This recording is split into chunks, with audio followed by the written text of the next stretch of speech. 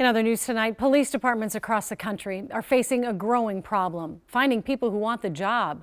The shortage of officers has become so acute that just as the country is calling for higher standards in hiring, many departments are lowering them just to fill openings. We sat down with a national law enforcement expert to talk about what he calls a crisis and what can be done about it.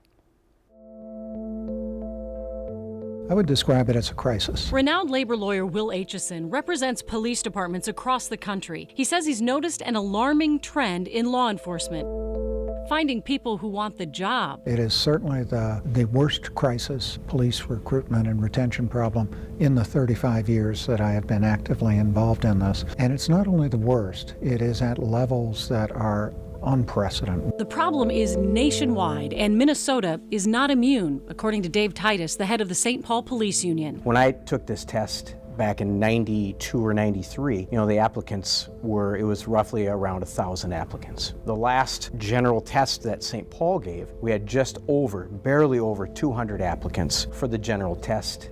But what both men find even more alarming than the lack of new recruits is the number of seasoned officers just leaving the force. First time in my career I see experienced police officers leaving before they hit retirement, leaving to pursue another career. That never used to be the case, and it's common now. The problem has been building for decades, but Aitchison says it reached a crisis level a few years ago. As the economy heated up, meaning more career options for those who might have considered law enforcement, we are exercising our First Amendment right, and public outcry over officer use of force intensified as well. Aitchison concedes some of the scrutiny is deserved, but much of it, he argues, is not. And all of it is deterring people from wanting to be members of the force. I don't think any human being wants to have their life and their career judged on the basis of an 8-second YouTube video. And yet we're perfectly willing to do that as a society with police officers now.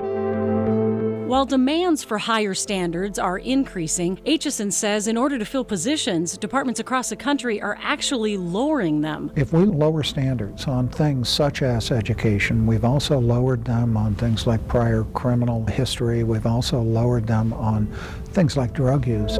This has not happened in Minnesota yet, but Titus argues we are still affected. The applicant pool has shrunk to such a degree that when it gets that small, are you going to be able to get, the best, the brightest, and the most diverse candidates out of that smaller pool? To fill positions, departments are adding new incentives, looking to increase pay and benefits. They're even poaching officers from other departments. Seattle, for example, recently erected a billboard in Indianapolis trying to entice officers to move across the country. Have you ever seen anything like that? No, we're in new territory now. What would you say to somebody who's considering a job in law enforcement? Think twice. Would you want one of your children to go into law enforcement? I would be honored, I'd be flattered. But I would not promote it. I absolutely would not promote it. No, we joke, we tell them to take the fire test, become a firefighter. Though Officer Titus was joking a bit about becoming a firefighter instead, national trends show while firefighter recruitment has remained steady, law enforcement is sharply declining.